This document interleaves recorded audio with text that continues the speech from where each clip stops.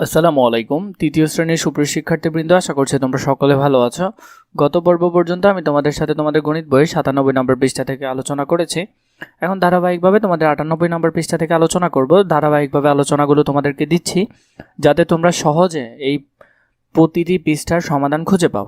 চলো আমরা দেখে নিই। এগুলো সবগুলোই প্লেলিস্টে সাজানো থাকবে। যদি না পাও আমাকে কমেন্ট করলেই হবে, আমি তোমাদের জন্য প্লেলিস্টের লিঙ্কটা রেডি করে তোমাদেরকে দিয়ে দিব। কোন ভগ্নাংশগুলো 2/1 এর সমান? চিত্র কি কি ভগ্নাংশ রয়েছে সেগুলোর মান সমান? যে ভগ্নাংশগুলোর মান সমান সেগুলোকে আমরা সমতুল ভগ্নাংশ বলি। মানে ধরে নাও তুমি একটা ভগ্নাংশ লিখলে 2/1 এবং আরেকটা লিখলে তুমি 4/2। হ্যাঁ, এই দুইটা কিন্তু সমান। কিভাবে সমান? এই 2কে 4 দিয়ে কাটো, দেখবে যে 2/1ই আসবে। তো এইগুলাকে বলা হয় সমতুল ভগ্নাংশ, প্রায় সমান। বা 2/1 2/1ও ধরতে পারো, তাহলে এগুলোকে কি বলা হয়? সমতুল ভগ্নাংশ। বা 2/1 আর এদিকে হলো 8/4, কাটাকাটি করলে 2/1ই হবে। এগুলাকে কি বলে? সমতুল ভগ্নাংশ বলে।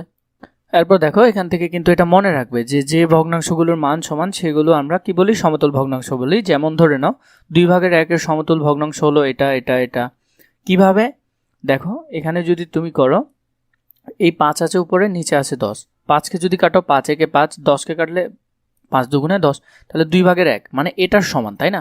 তার মানে এখানে যা আছে এগুলো সবগুলোই ভাগ করলে তুমি কি পাবে? 2/1ই পাবে। তাই এগুলোকে কি বলা হয়? সমতুল ভগ্নাংশ বলা হয়। 2/1 সমতুল ভগ্নাংশ নির্ণয় করি যদি আমরা লব ও হরকে 2 দ্বারা গুণ করি, আমরা পাই 2 গুণ 2, আর 1 গুণ 2 হলে কত? এটা পাচ্ছি, তাই না? এখানে যদি করি 3 একে কত? 3, আর এদিকে 3 দুগুণে কত হবে? 6 হবে। এটা যদি করো তাহলে এখানে 4 আসছে, 4 দিয়ে গুণ করলেই তো 4 আসবে। আর এদিকে 2 এর সাথে 4 গুণ করলে 4 দুগুণে কত? 8। 5 একে 5, আর এখানে 5 দুগুণে কত হবে? 10 হবে।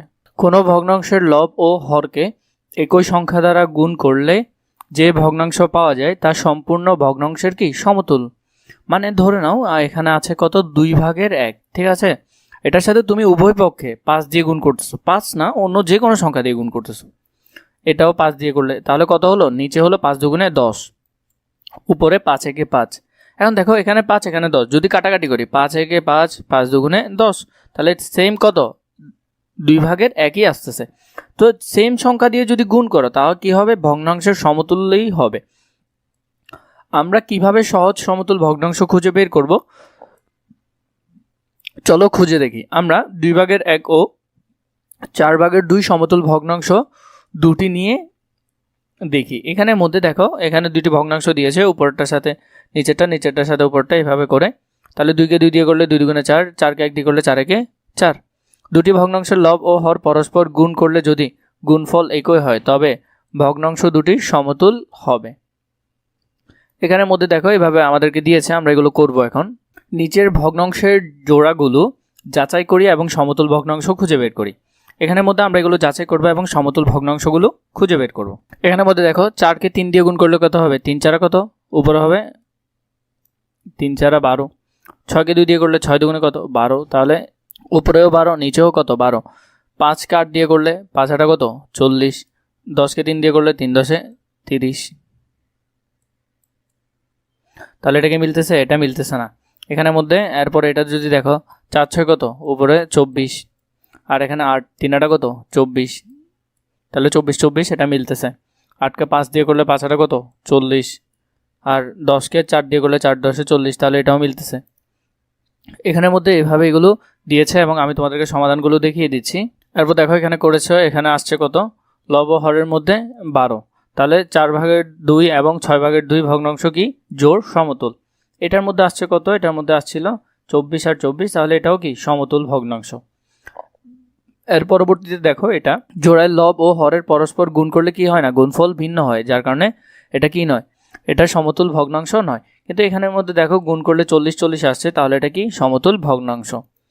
এর পরবর্তীতে দেখো, এখানে আছে 3/1 ও 4/1 এর সমতুল ভগ্নাংশ নির্ণয় করি। তাহলে এটা সমতুল ভগ্নাংশ আমাদের নির্ণয় করতে হবে। তাহলে এখানের মধ্যে দেখো, প্রথমে আমরা করলাম উভয় পক্ষে 2 দিয়ে গুণ করতেছি, তাহলে এটা হলো যে কি? 6/2। এরপর 3 দিয়ে গুণ করলে এটা আসতেছে, 4 দিয়ে করলে এটা আসতেছে, এভাবে আরও অনেক ধরনের আসবে। তাহলে এটা সমতুল ভগ্নাংশ, এগুলো সবগুলাই, এবং কি আরও অনেকভাবে বের করা যাবে। যা আমাদের প্রয়োজন হচ্ছে না, তাই আমরা করছি না। 3টা এখানে বের করে দিয়েছি তোমাদেরকে। তারপর 3 নম্বরে কি আছে, খালি ঘরের সমতুল ভগ্নাংশগুলো লিখে এখানের মধ্যে খালি ঘরটা আমরা পূরণ করব। এটা আমরা সমতুল ভগ্নাংশ বের করব। এখানের মধ্যে অনেকগুলো সমতুল ভগ্নাংশ পাবো আমরা। এখানে আমাদেরকে আনুমানিক এতগুলো সবগুলো পূরণ করতে বলেছে, সবগুলো আমরা পূরণ করি। চলো, এর মধ্যে দেখো প্রথমে এখানে কত আছে 3 আর উপরে 2। প্রথমে যদি আমরা 2 দিয়ে গুণ করি উভয়পক্ষে, এদিকেও 2 দিয়ে গুণ, এদিকেও 2 দিয়ে গুণ, তাহলে 2 দুগুণে 4, 3 দুগুণে 6। 3 দিয়ে করলে 3 দুগুণে 6, 3 তিরিকা 9। এভাবে করে 3 4 5 6 এভাবে করে সবগুলো কি করবে, আস্তে আস্তে গুণ করবে। গুণ করলে দেখবে এভাবে আসছে, এবং এগুলো সবগুলোই একটা একটার কি সমতুল ভগ্নাংশ। কারণ ভাগ করলে তুমি দেখবে সেম একই জায়গায় গিয়েই দাঁড়াচ্ছে। 4 নম্বরে কি বলেছে দেখো, নিচের ভগ্নাংশ জোড়া সমতুল বা অসমতুল বা সমতুল নয় তা নির্ণয় করে টিক চিহ্ন দেয়। তাহলে এখানের মধ্যে আমাদেরকে ভগ্নাংশ দিয়েছে, এটা কি সমতুল নাকি সমতুল নয়, তা আমরা কি করব, টিক চিহ্ন। এটা যদি আমরা করে দেখি, প্রথমে আছে কত 5 আর 3 গুণ, যদি এটার মধ্যে 4 আর 9 গুণ করলে 4 9 কত 36 আসতেছে। 12কে 3 দিয়ে করলে 3 12 কত 36, তাহলে এটা সমতুল ভগ্নাংশ। 5কে 3 দিয়ে করলে 3 5 15, 2কে 10 দিয়ে করলে 10 দুগুণে 20, তাহলে এটা সমতুল ভগ্নাংশ নয়, কারণ মিলছে না। 6কে 8 দিয়ে করলে 6টা কত 48, 4কে 12 দিয়ে করলে 4 12 কত 48, তাহলে এটা সমতুল ভগ্নাংশ। পরেরটা কি নয়, সমতুল ভগ্নাংশ নয়। এরপর দেখো এখানে 12 নম্বর কি বলেছে, নিচের ভগ্নাংশগুলো জোড়া তুলনা করি এবং প্রতীক ব্যবহার করে ছোট বড় লিখি। মানে এখানের মধ্যে আমরা এটা তুলনা করব, কোনটা বড় কোনটা ছোট সেটা আমরা দেখব। এখানের মধ্যে দেখো এটা হলো 3 ভাগের 1 অংশ, এটা 3 ভাগের 2 অংশ, নিশ্চয়ই এটা বড়, তাহলে এটার দিকে কি করে থাকবে, মুখ করে থাকবে। এটা হলো 5 ভাগের 2, এটা 5 ভাগের 4, নিশ্চয়ই এই সাইডটা বড়, তাহলে এটার দিকে মুখ করে থাকবে। 8 ভাগের 7 আর 8 ভাগের 5, নিশ্চয়ই 8 ভাগের 5 থেকে বড় হবে।